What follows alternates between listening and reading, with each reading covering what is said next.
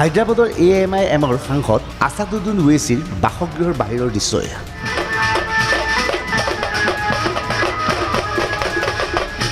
মঙলবাৰে নিশা আছাদুদ্দিন ওৱেইছিৰ বাসগৃহৰ বাহিৰত এইদৰে দীপাৱলী উদযাপন কৰা হৈছে। চৌদিশে কেৱল ফটকাৰ শব্দ, আকাশত বিভিন্ন ফটকা ফুটাইছে তেওঁৰ অনুগামীসকলে। আচলতে বিহাৰ নিৰ্বাচনৰ ফলাফলৰ পিছতেই আছাদুদ্দিন ওৱেইছিৰ সমৰ্থকসকলে এইদৰে আনন্দ উৎসৱ উদযাপন কৰিছে। বিহাৰত আছাদুদ্দিন ওৱেইছিৰ দলে এখন দুখন হৈ 5খনকৈ আসন লাভ কৰিবলৈ সক্ষম হৈছে। প্ৰথমবাৰৰ বাবে বিহাৰৰ ৰাজনীতিত ভৰি দিছিল হায়দৰাবাদৰ ধৰ্মীয় সংখ্যালঘুৰ নেতাৰূপে পৰিচিত আছাদুদ্দিন ওৱেইছিৰ দলে।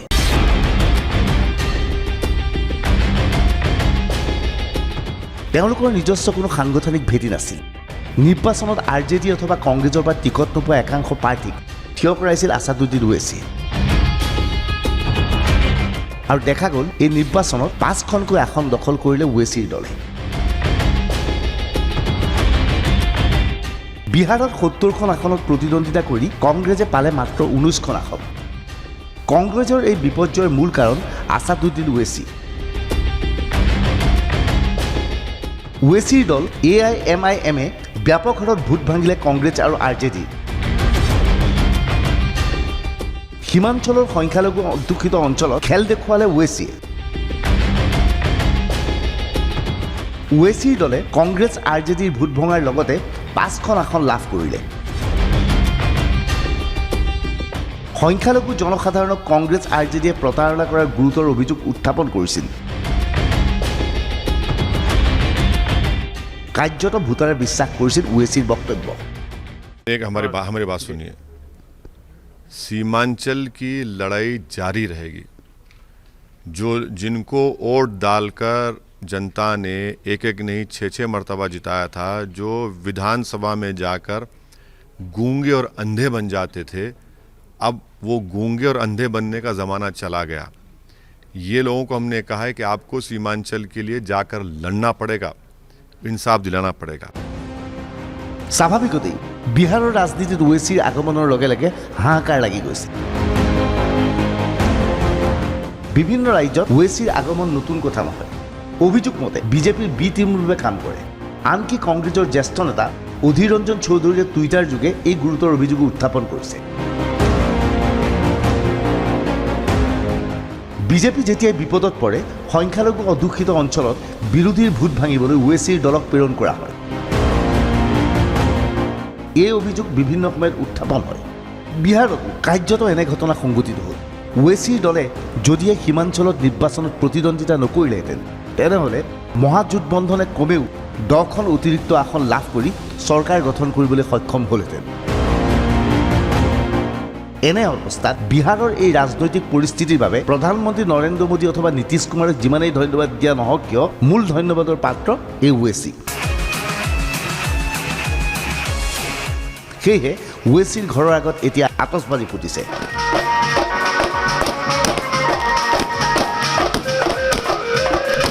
বিহাৰত মুছলমানৰ প্ৰভাৱ থকা 4খন জিলাত প্ৰাৰ্থী থিয় কৰাইছিল ওৱেইছিয়ে। ইয়াৰে 20খন আসনৰ 14খনত ওৱেইছিৰ প্ৰাৰ্থী। ইয়াৰে 5খন দখল কৰিলে ওৱেইছিয়ে। বিজেপি নেতৃত্বাধীন NDA লাভান্বিত হ'ল 15খন আসনত। ইয়াৰে কিষাণগঞ্জৰ মুছলমানৰ জনসাধাৰণ 70%, কাটিহাৰাত 43%, আৰাৰিয়াত 42% আৰু পূৰ্ণিয়াত 38%। এইখিনিলৈকে ঠিকে আছে, কিন্তু এতিয়া অসমৰ ৰাজনীতিত ওৱেইছিয়ে পদাৰ্পণ কৰাৰ সম্ভাৱনাই দেখা দিছে। স্বাভাৱিকতেই কংগ্ৰেছ AIDFৰ মিত্ৰতা কিছু পৰিমাণে হ'লেও শংকিত বিজেপি। বিজেপিয়ে ভালকৈ জানে সংখ্যাগুৰু অধ্যুষিত অঞ্চলত কংগ্ৰেছ AIDFৰ মিত্ৰতাৰ ফলত কংগ্ৰেছ ক্ষতিগ্ৰস্ত হ'ব। এইবোৰ সমষ্টিক লৈ বিজেপিয়ে চিন্তা কৰা নাই। কিন্তু বিজেপি চিন্তিত হোৱাৰ মূল কাৰণ এনে কেতবোৰ সমষ্টি য'ত সংখ্যালঘু ভোটাৰে গুৰুত্বপূৰ্ণ ভূমিকা পালন কৰে। উদাহৰণস্বৰূপে নগাঁও, ৰহা, বটদ্ৰৱা ইত্যাদি।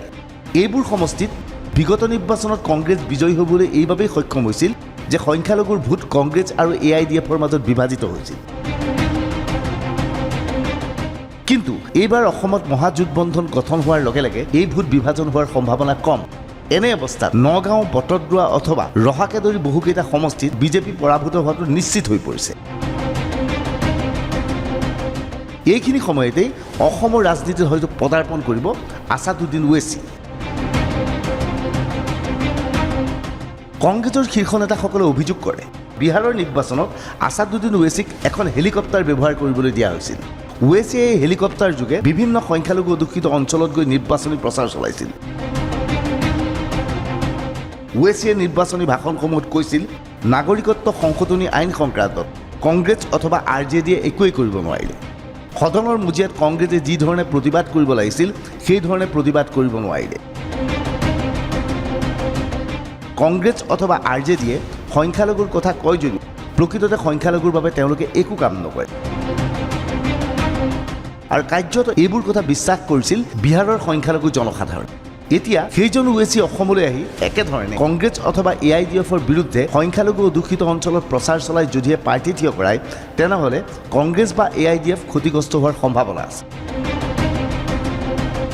ওৱেইচিয়ে অসমৰ প্ৰসংগ উত্থাপন কৰা নাই যদিও বিহাৰৰ নিৰ্বাচনৰ ফলাফলৰ পিছত স্পষ্টভাৱে কৈছে যে বিভিন্ন ৰাজ্যত তেওঁ প্ৰাৰ্থী থিয় কৰাবলৈ সাজু আছে। हाँ, लड़ना तो है ना, लड़ना तो पड़ेगा, लड़ेंगे, बंगाल लड़ेंगे। अगर अच्छा हमारे पार्टी के लोग लड़ने तैयार हैं बंगाल के, अरे वो कहेंगे कि सर लड़ना चाहिए और वो मजबूत हैं, तो यकीनन हम फैसला लेंगे। यूपी तो लड़ेंगे 22 में, उसमें कोई पीछे हटने का सवाल ही नहीं है, लड़ेंगे। महाराष्ट्र में भी तो है हमारा ऑर्गेनाइजेशन, अच्छा काम कर रहे हैं, तो लड़ना ज़रूरी है। देखिए पॉलिटिकल पार्टी नहीं लड़ेगी तो क्या करेगी पॉलिटिकल। নগাঁও, ৰহা, বটদ্ৰৱা, চামগুৰি, মঙলদৈ আদিত প্ৰাৰ্থী থিয় কৰাব AIMIMে। এইবোৰ সমষ্টিত সংখ্যালঘুৰ ভোট ভাঙিব ওৱেইচিয়ে। বঙাইগাঁও, ধুবুৰী, গোৱালপাৰাতো প্ৰাৰ্থী দিব ওৱেইচিৰ দলে। তেজপুৰ, নাওবৈচা আদি সমষ্টিতো প্ৰাৰ্থী থিয় কৰোৱাৰ সম্ভাৱনা। প্ৰাপ্ত তথ্য মতে ওৱেইচিৰ দলৰ সৈতে ইতিমধ্যে বিজেপিৰ শীৰ্ষ নেতাৰ বুজাবুজি হৈছে। ওৱেইচিৰ পৰৱৰ্তী লক্ষ্য হ'ব পশ্চিমবংগ আৰু অসম। উল্লেখযোগ্য যে এই দুইখন ৰাজ্যক বিশেষ গুৰুত্ব দিছে বিজেপিয়ে। বিজেপিয়ে ভালকৈ জানে সংখ্যালঘুৰ ভোট বিভাজিত নহ'লে এইবোৰ ৰাজ্যত জিকাটো সম্ভৱপৰ নহয়। এনে অৱস্থাত অসমলৈ এতিয়া হয়তো আমদানি কৰি অনা হ'ব ওৱেইচি। ওৱেইচিক সোধা হৈছিল, ওৱেইচিৰ বিৰুদ্ধে উত্থাপন হোৱা বিজেপিৰ এজেণ্ট সংক্ৰান্তীয় অভিযোগ অৱশ্যে তেওঁ অস্বীকাৰ কৰিছে। दामन में कौन हारा? NDA हारा ना कुछ दामन में, JDU को हमने हरा दिया। आपके अख्तरुल ईमान ने अमूर में सेकंड कौन आया? NDA आया। अब ये कोई देखता ही नहीं है। किशनगंज की हम सीट क्यों हारे, इसका भी देख लीजिए जवाब आप।